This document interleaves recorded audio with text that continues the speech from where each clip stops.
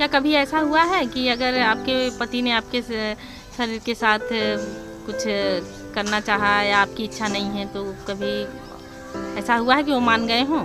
नहीं, ऐसा तो नहीं होता है। कभी करना चाहते हैं तो कर ही लेते हैं, मानते नहीं। लॉकडाउन के दौरान तो हालत ही ख़राब कर रखी है।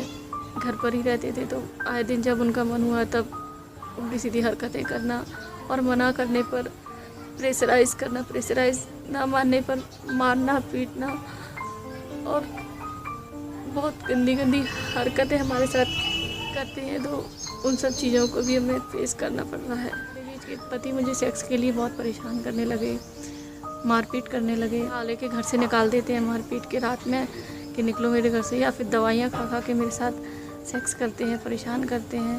तो बर्दाश्त नहीं होता है। रिश्तेदारों ने भी उनको बहुत समझाने की कोशिश की पर है ना, उनकी समझ में नहीं आता। उन्हें तो बस सिर्फ सेक्स के लिए पागल हुए जा रहे हैं और उस चीज़ के लिए जैसे ही मना करती हूँ तो फिर मेरे साथ मारपीट करते हैं और बच्चों के सामने भी मुझसे ज़बरदस्ती करने की कोशिश करते हैं।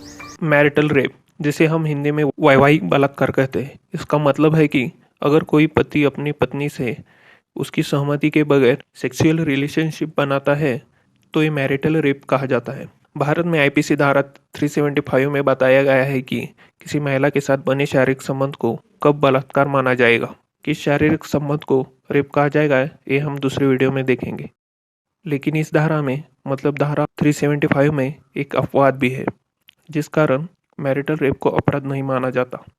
इसी वजह से कुछ सालों से इंडिया में ये चर्चा का टॉपिक बन चुका है और डिमांड की जा रही है कि अगर कोई पुरुष अपनी पत्नी की सहमति के बिना उसे जबरन शारीरिक संबंध बनाता है तो उसे अपराध मान लिया जाए।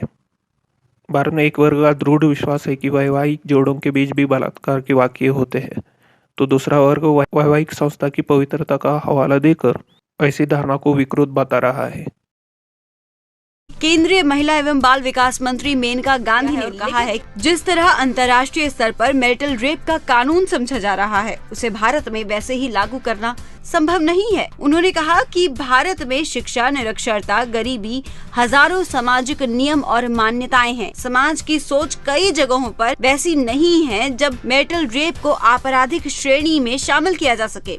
बीते साल केंद्रीय गृह राज्य मंत्री हरिभाई चौधरी ने भी भारत की पुरानी परंपराओं का हवाला देते हुए कहा था कि मैरिटल रेप को आपराधिक श्रेणी में शामिल करना भारत जैसे देश के लिए संभव अभी नहीं है। इस विषय पर सामाजिक भेद का स्तर यह है कि दिल्ली हाईकोर्ट भी कोई ठोस डिसीजन नहीं ले पाई और मामले को सुप्रीम कोर्ट को सौंप दिया गया।